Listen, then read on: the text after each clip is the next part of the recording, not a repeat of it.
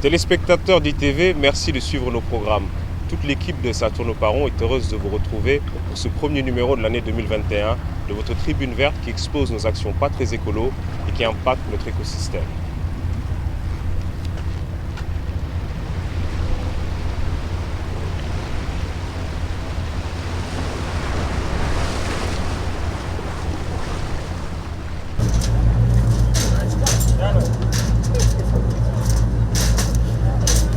Après avoir pris la pirogue pour parcourir les eaux polluées de la baie de Han, Saturne Paron prend la chaloupe ce mois-ci. Direction l'île de Gorée. Pas pour revisiter son histoire, mais pour vous parler de ces agents perturbateurs qui peuvent persister sous les eaux pendant plusieurs décennies. Il s'agit bien sûr des déchets plastiques et autres qui ont fini de s'installer tout au long de ces côtes. Pour changer la donne, la mairie et l'organisation écologique Océanium Dakar organisent des opérations de nettoyage sous-marin dénommées Sea Settle. Gorée, la traque aux déchets marins, c'est le reportage de ce mois de Saturne Paron, signé Pape Ibrahima Ndiaye, Moustapha Gueye et Laye Diouf.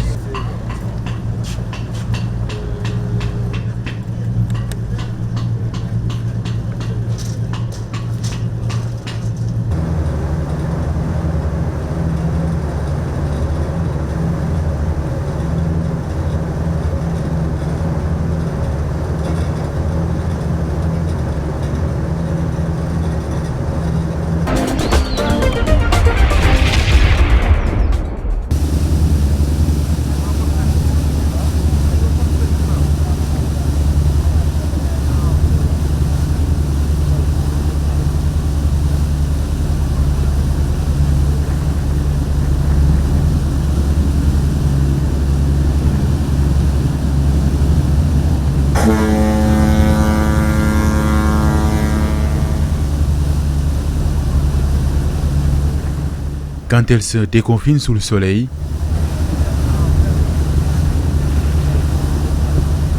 sa beauté est irrésistible, sa splendeur semble inchangeable et son histoire éternelle.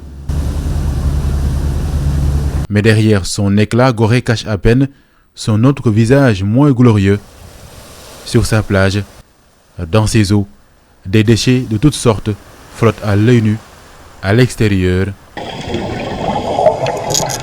tout comme à l'intérieur.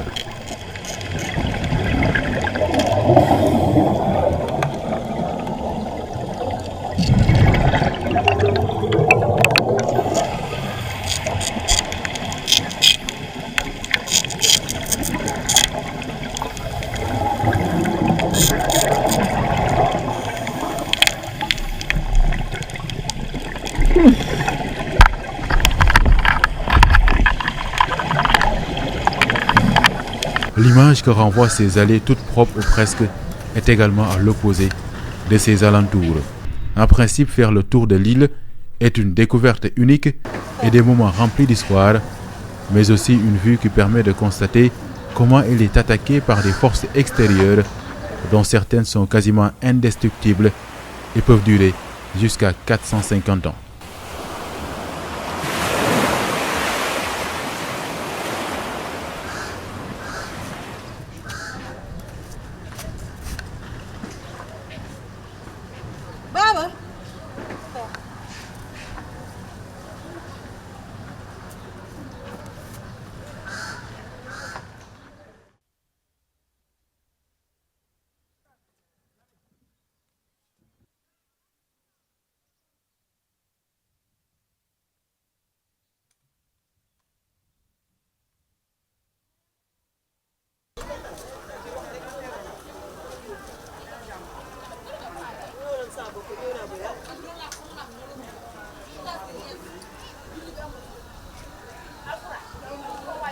Pour protéger Gorée de cette prolifération des déchets, l'association Océanium Dakar s'engage et mène des opérations commando sous-marines pour renverser la tendance.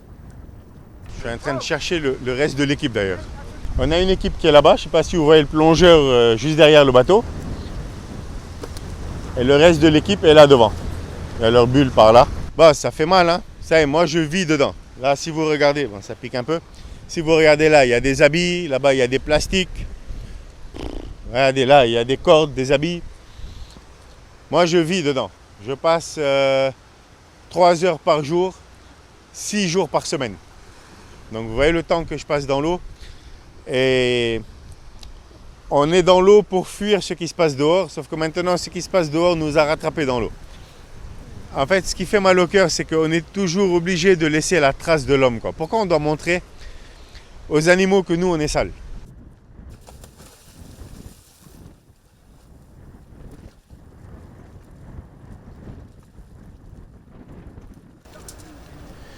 Depuis quelques années, le concept de Sea Settle, le nettoyage des fonds marins en wolof, est devenu un rendez-vous environnemental et écologique sur l'île. Des équipes composées de plongeurs professionnels et amateurs bien formés sont réparties dans des zones stratégiques, a priori poissonneuses.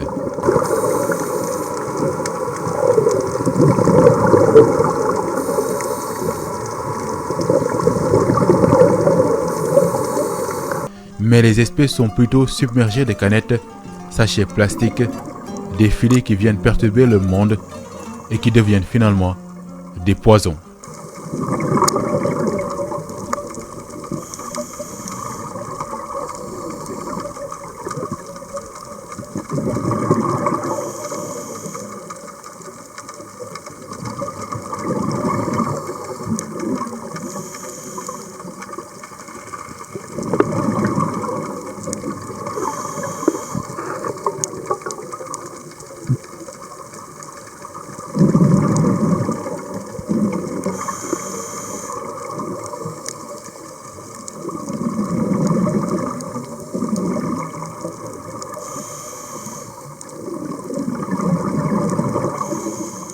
La présence de l'homme, pour ne pas dire du touriste, est pour Gorée un atout économique, mais surtout une équation écologique.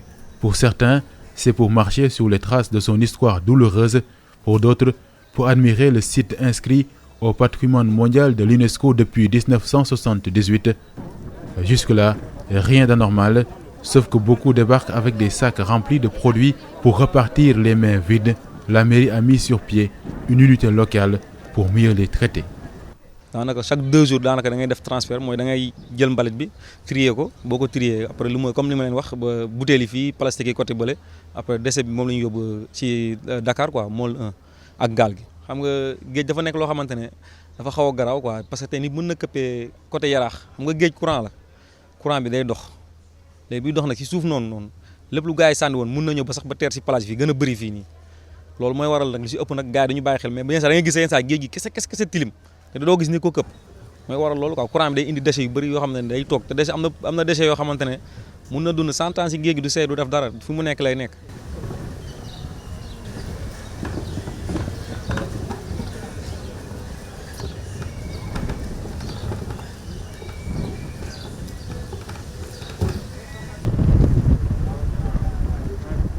Avec la pandémie Covid-19, l'île de Gorée a perdu son influence et l'économie insulaire joue la carte de la résilience et de la patience.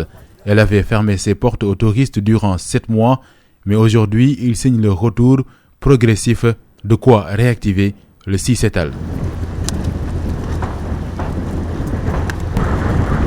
Les plongeurs nettoyeurs ont toute la journée pour récupérer le maximum d'envahisseurs et les remonter à la surface. Il a fallu que quelques minutes aux différentes équipes pour trouver une quantité importante de déchets. À longueur de temps, on va sortir, tous les premiers samedis du mois, on va sortir à peu près 1 tonne ou 2 tonnes de déchets qui vont être toujours les mêmes choses. Du sachet plastique, des canettes de boissons, que ce soit bière, coca, n'importe, des canettes, des boîtes de conserve, des produits ménagers, des bouteilles d'huile, des habits, des couches, des chaises cassées, des tables cassées. Les gens mettent des filets, finalement ça finit par se déchirer, on va les laisser en bas. Le Sea Settle est une opération écologique, mais la Grande Bleue peut servir également de cadre d'exploration et d'études aux plongeurs. Justement, parmi eux, des chercheurs en archéologie sous-marine comme Moussa Wele, étudiant à l'université Cheikh Anta Diop de Dakar. Ils sont très rares au Sénégal à suivre un tel domaine. Pour se perfectionner, Gorée est le cadre idéal. Actuellement, il y a une épave qui est très connue d'ailleurs ici à Gorée, c'est l'épave du Takoma. Aujourd'hui, cette épave est colonisée par une riche biodiversité. C'est une épave historique bien sûr, mais la biodiversité qui vit là-bas, donc en tout cas il faut la préserver. Et préserver cette biodiversité, c'est préserver l'environnement, essayer d'empêcher tout déchet qui tourne autour de ce site-là. Donc ce qu'on retrouve là-bas, c'est des filets perdus, c'est des déchets en plastique, etc. Donc cette opération nous permet en tout cas d'aller là-bas sous l'eau pour récupérer tout ce qui est déchets plastiques, filets perdus, tout résidu en tout cas qui vient de la terre. Comme vous pouvez le voir à travers ce qu'on a dû ramasser aujourd'hui, il y a tout, hein, il y a toutes sortes de déchets. Donc il y a des filets, il y a des plastiques, il y a des morceaux de tissu, il y a des canettes, il y a des morceaux de bois, il y a tout. Hein. En même temps, consultant à l'UNESCO en patrimoine culturel, Moussa pratique le nettoyage des fonds marins depuis 6 ans. Pour lui, la mer, c'est une bibliothèque, un livre aux pages interminables, mais dont certaines se déchirent à cause de la pollution marine. Nous, en tout cas, en ce qui nous concerne, nous sommes des chercheurs en archéologie sous-marine, ce qui veut dire qu'on s'intéresse à toute trace d'existence humaine qui est sous l'eau. L'épave du Tacoma, le Tacoma c'était un cargo danois qui a été coulé durant le bombardement de Dakar. Vous savez, durant la Seconde Guerre mondiale, Dakar a été bombardé. Et à l'issue de cette bataille navale qui opposait les forces françaises libres contre les forces françaises de l'Afrique occidentale française, ce cargo qui était accosté au niveau du port de Dakar a été bombardé et coulé juste ici à l'entrée de l'île.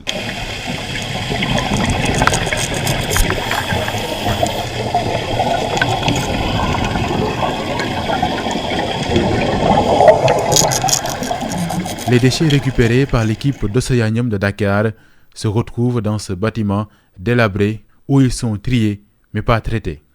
maanaam fii centre de tri la bépp mbalit bu ñu indi fii rek buy Gorée ak bu jógee Dakar yëpp moom la ñu indi fii lal suñu bâche trier mooy canette yi ngeen di gis nii instant yi nii parce que yii moom fii lay des quoi mais léeg-léeg saak yi la na le mooy mbalit yoo xam ne si kër yi la jógee ak yooyu noonu moom la ñuy yóbbu Dakar ak suñu gaal moom la ñuy defee transfert liggéey moom nii lañ koy defee quoi dañuy mën a trier pour mën a am volume boo xamante ne dina mën a tane daal ñu varier mbalit parce que du lépp la ñuy jaxase.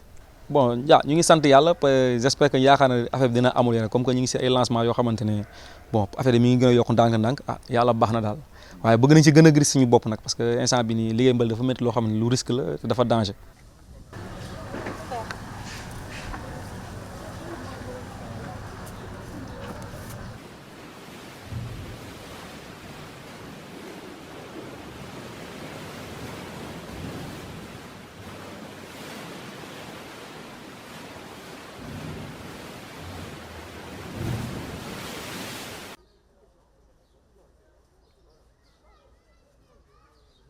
Au-delà du 6-7L, nettoyage des fonds marins, un 7-7L accompagné par un reboisement est toujours prévu. L'objectif est de montrer que Gorée est sur plusieurs fronts écologiques.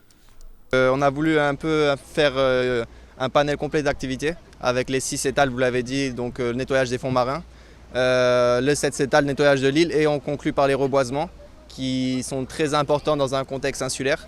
C'est-à-dire que Gorée, c'est une île. La plus grande problématique, c'est l'avancée et la montée des eaux. Donc on a sélectionné des espèces qui sont adaptées pour retenir le littoral, préserver les sols et garantir la pérennité de Gorée. Donc on a retenu les cocotiers qui sont connus pour ça, les bois de rose d'Haïti qui sont réputés aussi pour fixer très bien le sol. Et donc on a aussi sélectionné des arbres qui répondent plus à un besoin communautaire. Donc des arbres fruitiers notamment, le nébédaï. Voilà, on a un peu ciblé ces espèces-là.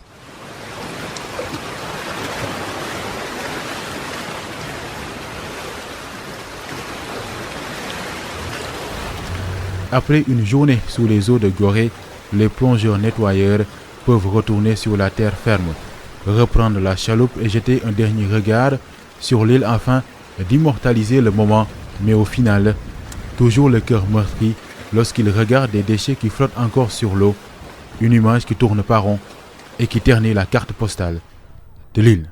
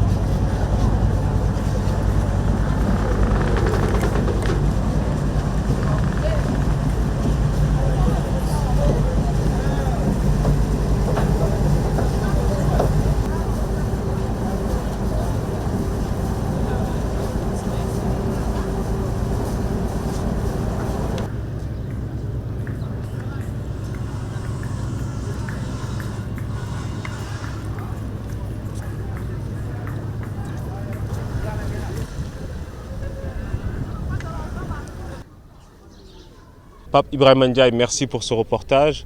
Nous restons bien sûr sur l'île de Gorée. Place maintenant à l'invité de Ça tourne pas rond. Pour ce mois-ci, nous donnons la parole à une personne très engagée dans la gestion des déchets sur l'île. Je vous propose de le découvrir.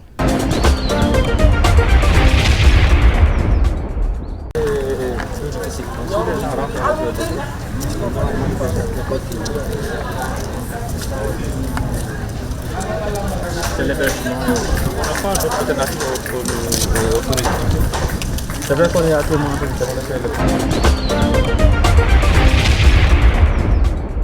Dans la mise en œuvre de ce projet-là, qui s'intitule Zéro, on même dit Zéro rejet de déchets à Gorée, nous avons lancé cette initiative le 5 décembre dernier, 2020. Et actuellement, nous sommes en train de déployer les poubelles de tri dans chaque ménage pilote. Donc on avait fait une première phase pilote qui a permis d'expérimenter le tri dans 25 ménages pilotes et dans l'ensemble des restaurants. Et avec l'ONG Smilo, nous avons eu un second appui pour justement élargir ce tri sélectif des déchets au niveau de 28 ménages. Et ces 28 ménages aussi concernent tous les établissements publics de l'île de Gorée, notamment les établissements sanitaires, les établissements scolaires et les musées. Donc c'est ça l'initiative de ce second phase de tri des déchets. Sur cet aspect-là, je pense que l'interdiction des sachets plastiques est effective. Donc il y a la loi qui interdit, sur le pays plastique interdit l'usage des sachets plastiques à faible micronage, mais surtout aussi de promouvoir l'usage des sachets craft ou bien des sachets réutilisables. Donc nous, peut-être si vous allez faire le tour de l'île, vous allez avoir le constat quand même que les gobelets en plastique n'existent plus. Donc il y a au niveau des boutiques aussi, la plupart n'utilisent plus les déchets, les sachets plastiques. Mais nous, on a pour une méthode pédagogique. Donc, dans le cadre du programme Gorée 7 FEP, nous avons prévu avec les enfants de l'île de Gorée faire un cadre de vacances environnementales avec des activités relatives à la conception de sachets en craft labellisés Gorée. Donc, c'est d'abord d'outiller les populations en termes de sachets, d'alternatives à ces sachets plastiques-là, mais aussi de créer aussi toujours un aspect économique, puisqu'on est engagé dans un programme de développement durable qui tient en compte les aspects sociaux, les aspects environnementaux et économiques. Donc il y a tout cet aspect pédagogique qui fait qu'on ne vient pas avec juste des mesures d'interdiction, mais on vient avec des propositions. Et à la base, ce sera aux jeunes de l'île de fournir des alternatives aux commerçants, aux vendeurs, au niveau des vendeurs d'objets d'art, et de tous les touristes avec des sachets qui sont labellisés Gorée et qui permettent de préserver l'environnement, mais qui peut créer aussi une économie pour justement diversifier même l'offre au niveau de l'île de Gorée. Pour vous assurer, c'est même les raisons stratégiques qui ont poussé l'île de Gorée à s'engager dans la démarche environnementale, c'était que les populations étaient très conscientes des questions environnementales. Donc ça a été un choix stratégique et ça a été aussi un engagement fort de la population. Donc je ne vois pas trop comment on peut en fait vouloir imputer cette responsabilité à la population, parce que nous sommes dans une gestion communautaire des déchets. Donc chaque partie prenante a sa part dans la gestion des déchets. Ce qui se passe, c'est que avant 2014, précisément le 14 mars 2014, tous les déchets collectés sur l'île étaient évacués systématiquement au niveau du dépotoir le plus proche. Parce qu'on n'avait pas de système de gestion, c'était une gestion un peu hasardeuse et on avait des contraintes liées à l'insalubrité de l'île. Mais depuis 2014, nous avons commencé à renvoyer ces déchets-là au niveau de Dakar. C'est vrai que nous disposons d'une pirogue Ben qui ne donne pas toutes les conditions de sécurité requises et qui tombe souvent en panne, ce qui fait qu'on a des dépôts irréguliers de déchets au niveau d'un littoral, mais à chaque fois que la pirogue est réhabilitée, c'est envoyé. Donc il y a une discontinuité du transfert qui est liée à des moyens de transport inappropriés, mais à chaque fois s'il y a des dépôts temporaires, il y a un renvoi des déchets sur le continent. C'est ce qui a même poussé à l'acquisition de cette broyeuse pour demander aux populations de conditionner les déchets dans des sachets, dans des sacs Big Bag et de les envoyer au niveau du centre de compostage. Ces déchets-là sont broyés puis transformés en compost.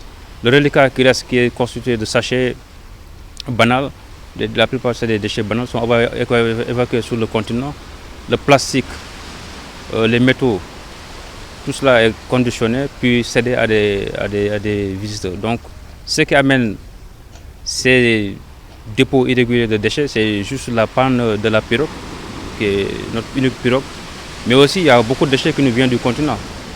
Parce qu'eux-mêmes qui ont eu à nettoyer, ils savent que la plupart de ces déchets-là sont des déchets qui ont beaucoup duré sur la plupart, c'est même au niveau de dégradation avancée. Mais il y a beaucoup aussi de types de déchets qui nous viennent du continent parce que c'est des emballages qu'on ne voit pas sur l'île. Donc c'est certain que ça nous vient du continent. Et c'est une part quand même importante de ces types de déchets-là. Bon, nous tirons un bilan très satisfaisant dans la mesure où c'est vrai que nous avions prévu même de terminer le projet, mais on a eu des difficultés relatives au Covid et ça a un peu ralenti un peu l'exécution du projet. Mais de manière globale, ça a été un projet qui nous a même permis de chercher d'autres bailleurs pour avoir des actions connexes à dérouler dans le cadre de ce projet-là. Parce que ce projet prévoyait une gestion intégrée de tout ce qui est eau et déchets. Donc c'était de terminer le processus de certification avec la formation d'auditeurs internes, le renforcement des acteurs locaux sur le système de management environnemental, l'amélioration des équipements de collecte avec une charrette beaucoup plus adaptée avec la répartition des poubelles publiques qui sont des poubelles même labellisées Gorée, parce que ça a été conçu par un artiste goréen. Et ce qui restait, c'était maintenant d'expérimenter le traitement des eaux usées au niveau des toilettes de Bambara. Donc on avait une difficulté qui était relative que ces toilettes étaient vétustes et avec FH et Sonatel, on prévoit de réhabiliter ces toilettes-là et de faire cet espace-là un espace de vie et surtout pouvoir aussi, avec l'appui de l'ambassade de Luxembourg, pouvoir récupérer ces eaux issues des toilettes et de les traiter et surtout de les utiliser pour l'arrosage des espaces verts. Donc vous allez voir que ce soit les déchets et l'assainissement, tous les produits issus du recyclage des déchets, que ce soit liquide ou solide, sont aussi réutilisés pour l'arrosage des espaces verts, pour l'amendement aussi des sols et ça permet de reverdir l'île comme c'était le cas pour toujours. L'innovation majeure que l'île entend, c'est la capitalisation de l'expérience de l'île de Gorée. Ça veut dire qu'on va partir au départ parce qu'on est dans un processus. Et qui parle de processus, ça veut dire rendre réversible ce qu'on faisait. Donc avant les déchets étaient nuisibles, actuellement les déchets sont comme une opportunité. Donc c'est ça l'innovation majeure. Transformer quelque chose qui était une contrainte en une opportunité pour les jeunes.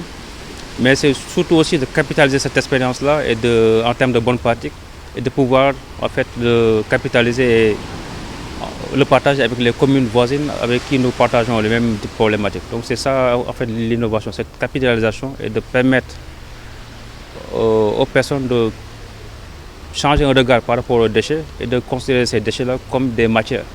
C'est pourquoi même dans l'ensemble de nos supports de communication que les poubelles déployées sur l'île, tout ça, on a mis matière pour justement éviter ce terme déchets qui renvoie à quelque chose qui est un rebut dont les gens n'ont plus besoin d'utiliser alors que c'est des matières premières pour d'autres activités. Donc c'est ça un peu l'innovation majeure, cette opportunité que les déchets offrent en termes d'emploi vert, d'innovation, d'amélioration de cadre de vie.